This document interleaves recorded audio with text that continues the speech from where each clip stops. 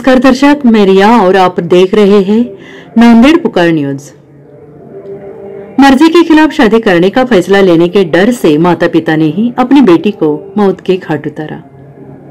नांदेड़ हिमायत नगर समाज में बदनामी के डर और मर्जी के खिलाफ शादी करने का फैसला लेने के डर से माता पिता ने ही अपनी बेटी को मौत के घाट उतारा है।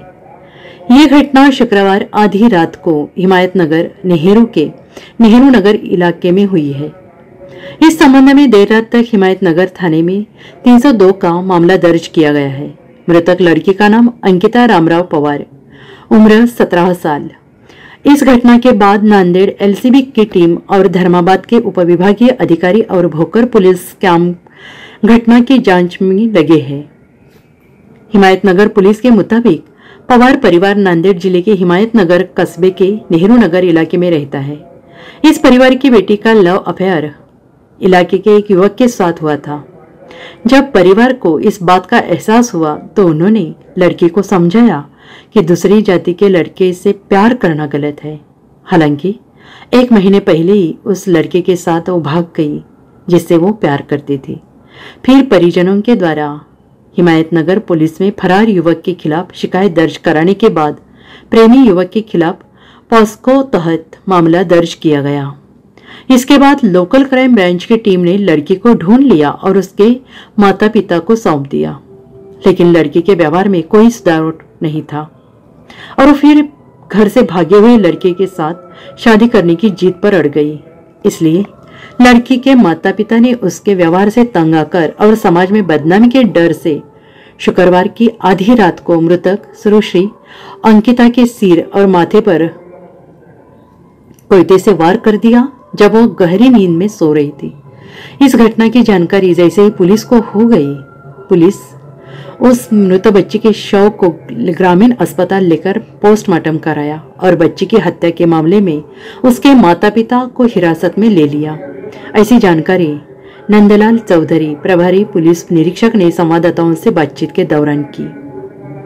साथ ही अपराधी पंचफुलाबाई रामराव पवार और रामराव पवार के खिलाफ लड़की की हत्या की धारा 302 के तहत मामला दर्ज किया गया है। उक्त घटना की जांच वरिष्ठ अधिकारी के मार्गदर्शन में सहायक पुलिस निरीक्षक नंदलाल चौधरी एवं उनके सहयोगी कर रहे हैं। देखते रहिए नांदेड़ पुकार न्यूज। हाँ, हिमायतनगर पोलीस स्टेशनमध्ये काल एक MLC आली होती। एक हॉस्पिटलवरून एक इन्फॉर्मेशन आला की एक डेड बॉडी आहे, ते अल्पवयीन आहे आणि त्याची डेड बॉडी आहे। तो असा एक मुद्दा ऑलरेडी 3-4 महिन्यापासून चालू होता। एक 376 पॉक्सो 363 असा एक गुन्हासुद्धा दाखल झाला होता नोव्हेंबरमध्ये की एक मुलगी आहे ते पळून गेली होती आणि घरा जो फॅमिली मेंबर्स आहेत त्यांचा विरोध होता की तुम्ही माझ्या प्रेफरन्सप्रमाणे तुम्ही लग्न करा। तो हा एक जो इशू चालू होता मागच्या 3-4 महिन्यापासून आणि ते काल दिवशी रात्रीमध्ये ते डेथ झाली असा माहिती मिळाला। पण ते नेचर ऑफ इंजुरी जो होता, जे स्पॉटच्या इन्स्पेक्शन दौरान आणि वेपन हा सर्व थोडासा संशयास्पद होता। ते सुसाइड वाटत नाही होता आणि ते मेडिकल रिपोर्टमध्ये सुद्धा एक होमिसाइडल इंजुरी म्हणून ते लिहिला होता PM रिपोर्टमध्ये। तो हा निष्पन्न झाला की एक मर्डर आहे आणि थोडासा इंटरोगेशनमध्ये ते पेरेंट्स कन्फेस केलेला आहे की हां ते माझ्या म्हणण्याप्रमाणे माझ्या प्रेफरन्सप्रमाणे ते लग्न करत नव्हती आणि ते ऐकत नव्हती, त्यामुळे ते रागात मनात धरून ते हा मर्डर केलेला आहे। आणि आणखी काय ट्रिगर झाला, आणखी काय नेमकी काय रीजन आहे त्यामध्ये तपास चालू आहे आणि दोन्ही आरोपी अटक आहे आणि यापुढे एक प्रिलिमिनरी तपास झालेला आहे आणि आणखी तपास चालू आहे। आरोपी कोण कोण आहेत? आरोपी त्यांचे आई वडील आहे, जे विक्टिम आहे त्यांचे आई वडील आरोपी आहे, ह्यामध्ये दोन्ही अटक आहे आणि पुढील तपास चालू आहे। हा प्रकार काय ऑनर किलिंगचा आहे का?